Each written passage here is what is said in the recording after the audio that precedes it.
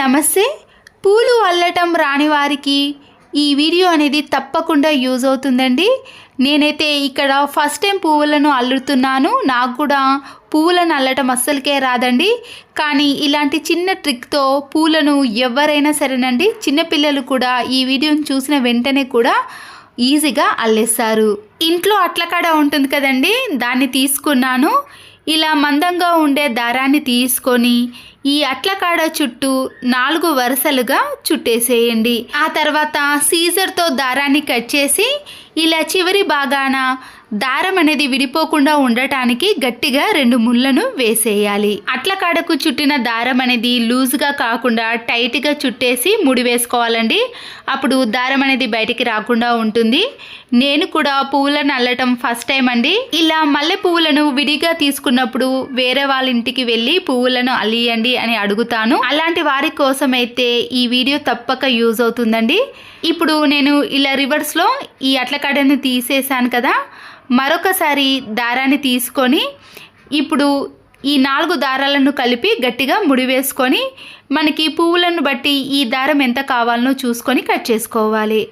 ఇప్పుడు ఈ మల్లెపూలను తీసుకొని పైన ఒక దారం ఉంటుంది కదండి, ఆ దారంలో మాత్రమే పువ్వులను పెట్టాలి. ఇక్కడ మనము 4 వరుసలు తీసుకున్నాం కదా, అలా కాకుండా మల్లెపూలను పెట్టేటప్పుడు మాత్రం పై వరుసలో పెట్టిన తర్వాత ముడి మాత్రం ఇలా దారాన్ని మొత్తం కింది నుంచి తీసి 4 వరుసలలో నుంచి తీసి ముడి వేసుకున్నామనుకోండి, అప్పుడు పువ్వులు అనేవి చాలా దగ్గరగా అల్లరాని వాళ్ళు కూడా చాలా ఈజీగా అల్లుకోవచ్చు. చూసారు కదండి, చాలా మందికి అర్థం కావడం కోసం నేను ఇక్కడ 4-5 టైమ్స్ వరకు చూపించాను.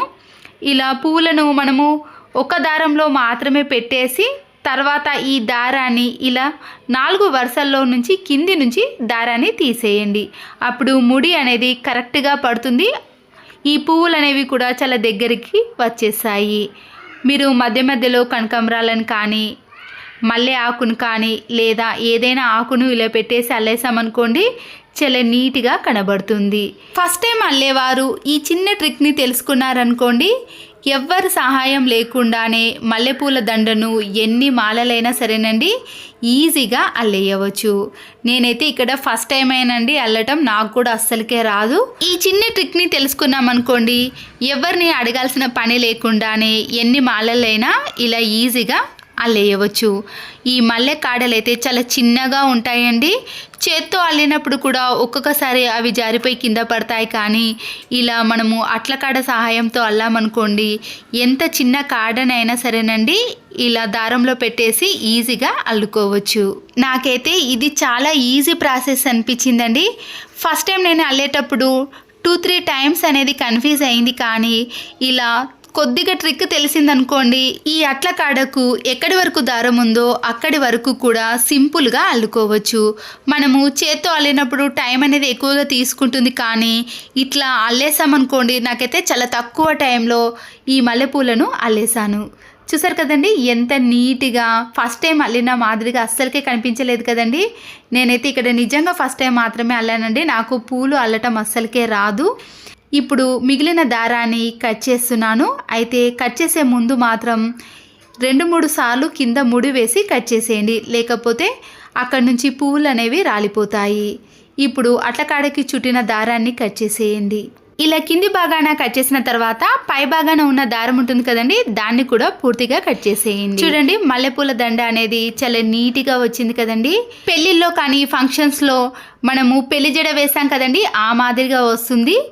అలా వచ్చిన తర్వాత మనము దీన్ని ఇలా వీడియోలో చూపించిన మాదిరిగా రౌండ్గా తిప్పేస్తూ అటు ఇటు కదిపేసామనుకోండి, అప్పుడు మల్లెపూల దండ అనేది దారం కనబడకుండా చాలా నీట్గా వస్తుంది.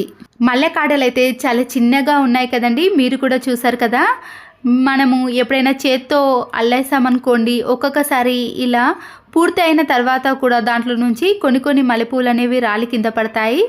ఇలా అల్లాసారనుకోండి, ఒక్క మల్లెపువ్వు కూడా కింద పడకుండా పర్ఫెక్ట్గా అల్లుతారు. ఫస్ట్ టైం అల్లేవారు కానీ లేదా పూలు అల్లటం అస్సలకే రానివారు కానీ ఇలా మల్లెకాడలు చిన్నగా ఉన్నప్పుడు ఈ ట్రిక్తో అల్లేసారనుకోండి, పర్ఫెక్ట్గా మాల అనేది వస్తుంది. ఈ వీడియో కానీ మీకు నచ్చితే తప్పకుండా ఒక లైక్ చేయడం మాత్రం మర్చిపోకండి. మీ ఫ్రెండ్స్కి కానీ రిలేటివ్స్కి షేర్ చేయండి. మరో యూస్ఫుల్ వీడియోతో మళ్ళీ కలుద్దాం. Thanks for watching.